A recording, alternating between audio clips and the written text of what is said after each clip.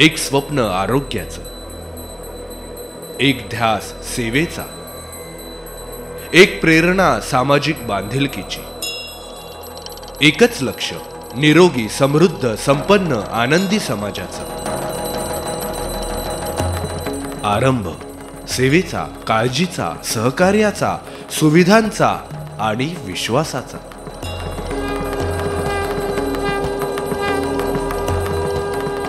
आरंभ शोध एका नव्या क्षितिजाचा। आरंभ हा प्रचंड पाठीवार सा उदंड, नवचेतनेची जागती मशाल हो।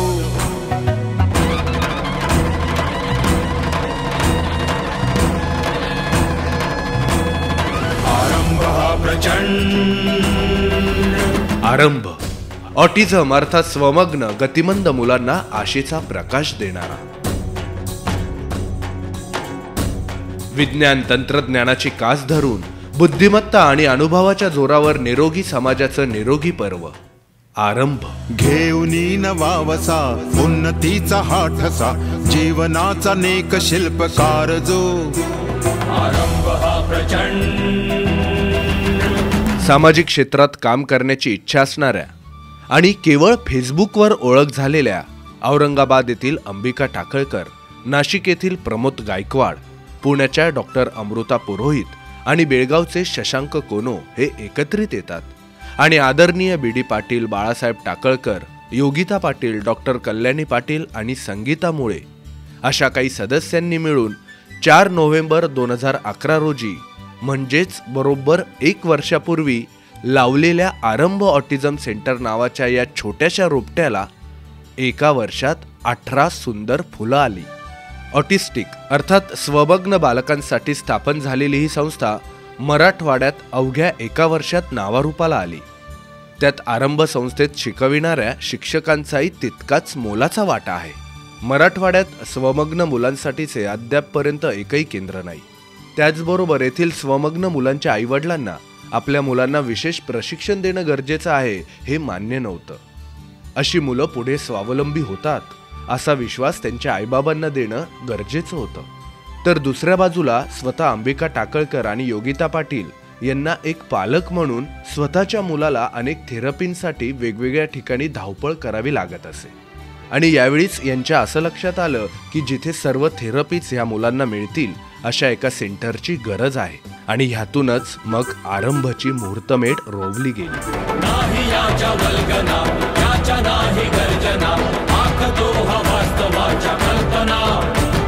नित्य नव्या योजना देई हा प्रजाजना, घरोघरी सुखी घटांची स्थापना। आगळाच श्वास याचा, वेगळाच ध्यास याचा, जैसा होता शूरवीर अर्जुन। आरंभने उत्तम दर्जाचं शिक्षण पुरवणं, त्या विद्यार्थ्यांना स्वतः स्वावलंबी बनवणं, समाजात स्वमग्न मुलांविषयी जागृती करून त्या मुलांना विशेष शिक्षण देण्यासाठी पालकांना प्रोत्साहित करणं, स्वमग्न मुलांना आयुष्यात उभं करण्याचं कार्य आरंभने हाती घेतलं। आज आरंभमध्ये 18 विद्यार्थी आहेत आणि त्यांच्यासाठी वेगवेगळे उपक्रम आरंभमध्ये राबवले जातात। आरंभ येथे मुलांच्या सर्वांगीण विकासासाठी, त्यांना आयुष्यात उभं करण्यासाठी खास परिश्रम घेतले जातात। विविध थेरपीजद्वारा मुलांच्या क्षमता विकसित करण्यावर भर दिला जातो। ह्यात आवाज therapy, occupation therapy, play therapy, music therapy, drama therapy, mask therapy, फिजिओथेरपीचा उपयोग केला जातो। त्याचबरोबर विविध खेळणी आणि मैदानी खेळ मुलांना समायोजनासाठी मदत करतात। यामुळे समूहात राहून करायचं वर्तन मुले शिकतात। विविध वर्तमानपत्रांनी आरंभच्या कार्याची दखल घेऊन गौरवलं आहे। विद्यार्थ्यांना सामान्य पातळीवर आणण्याची धडपड, कष्ट यांचं कौतुक केलं आहे। अनेक मान्यवर आणि ट्रस्टींच्या सेंटरला वेळोवेळी भेटी असतात। वर्षभरात 4 ते 5 वेळेस ट्रस्टींनी केंद्रास भेट दिली आणि मुलांना खेळणी आणि साहित्याची मदत वेळोवेळी केली। तर ऋषिकेश मानधने या मुलाच्या पालकांनी देणगी रूपातही मदत केली। त्याचप्रमाणे प्रमोद गायकवाड यांनी शुभारंभाच्या दिवशी मुलांना शैक्षणिक खेळणी दिली। ऑटिझम सप्ताहानिमित्त त्यांना वेरूळ आणि म्हैसमाळ येथे स्वखर्चाने सहलीला नेले। आरंभ ऑटिझम सेंटरची वेबसाईट www.arambtrust.com तयार करून दिली। त्याचप्रमाणे रत्नप्रभा मोटर्सचे वीरेंद्र राजपूत, मेडिकल कॉलेजचे निवृत्त शिक्षणाधिकारी शिवाजी पवार, संजय नारखेडे आणि वृषाली नारखेडे, नाशिकचे बिल्डर प्रल्हाद चौधरी, परभणीच्या संगीतामुळे या सर्वांनी मिळून मुलांना मैदानी खेळणी दिली. डॉक्टर अमित दुबे, BN परदेशी, रागिणी वाळके यांनी मोलाची मदत केली. विनीत वर्तक यांनी कम्प्युटर आणि शैक्षणिक साहित्य घेण्यासाठी मदत केली.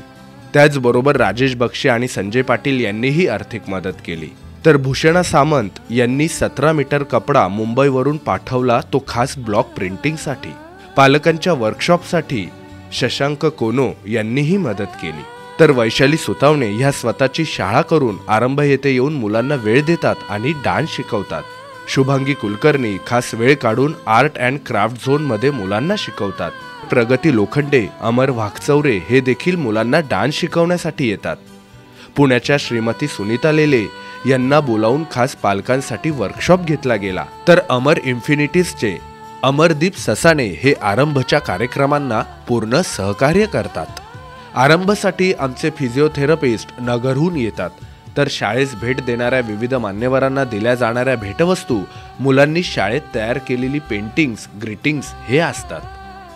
मुलांच्या वर्तन बदलासाठी, सामाजिक समायोजनासाठी विविध सण उत्सव शाळेत घेतले जातात. प्रत्येक व्यक्तीमध्ये काहीतरी सुप्त गुण असतात. गरज असते ती ओळखण्याची. स्वमग्न मुले जरी साऱ्या क्षमता लवकर प्राप्त करू शकत नसले तरी त्यांची बुद्धी सामान्य मुलांप्रमाणे असते.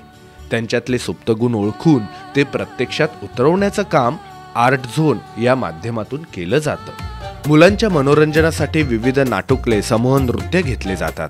चेन्नई येथे विशेष नाट्य प्रशिक्षणाची 3 दिवसीय कार्यशाळा अंबिका टाकळकर यांनी केली, ज्याचा उपयोग या मुलांच्या नाटकांच्या दिग्दर्शनासाठी होतो.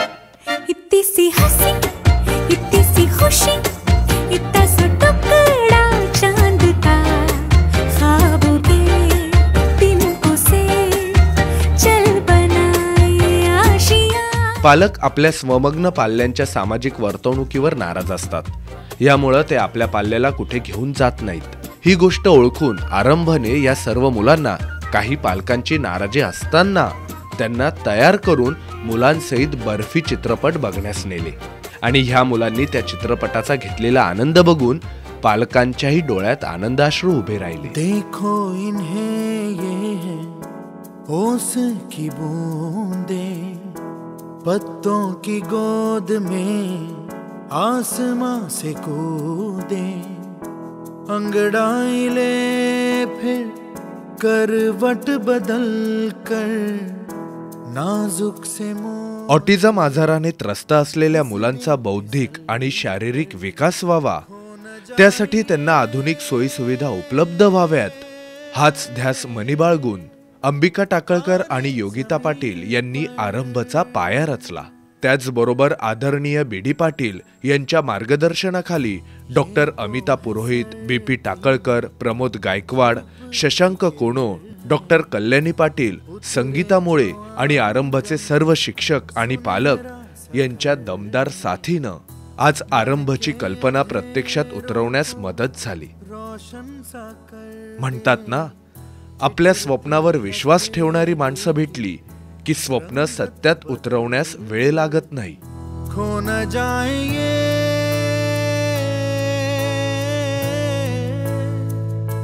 तारे जमीन पर.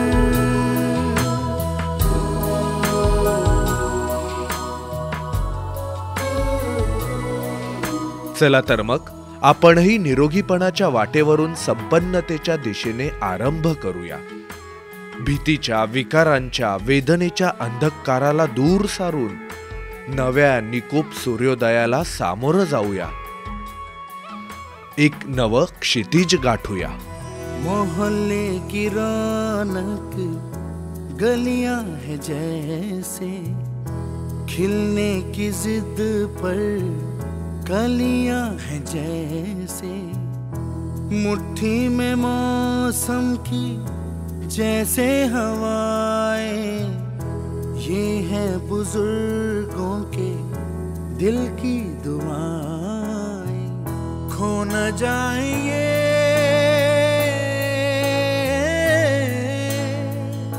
तारे ज़मीं पर, तारे ज़मीं पर। कभी बातें जैसे दादी नानी, कभी चलते जैसे मम्मम पानी, कभी बन जाए बोले सवालों की झड़ी। सन्नाटे में हंसी के जैसे, सूखे होठों पे खुशी के जैसे, ये तो नूर है बरसे कर तेरी किस्मत वो बड़ी। जैसे झील में लहराए चंदा, जैसे भीड़ में अपने का कंधा, जैसे मन मुझे नदियाँ छाया कुछ करे। जैसे बैठे बैठे मीठी सी छपकी, जैसे प्यार की धीमी सी धड़कन, जैसे कानों में सरगम हरदम बजती रहे। खो न जाए, खो न जाए, खो न जाए,